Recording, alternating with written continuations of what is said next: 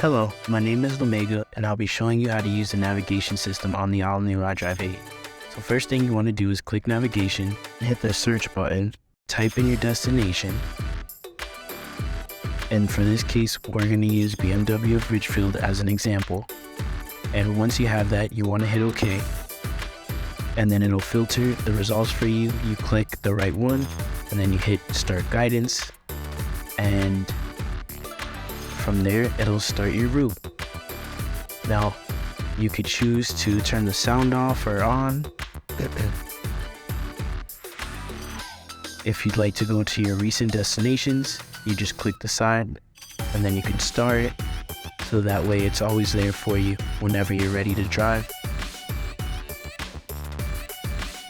And that's pretty much it. That's how you do it. So thank you, and if you have any questions, please feel free to reach out to us.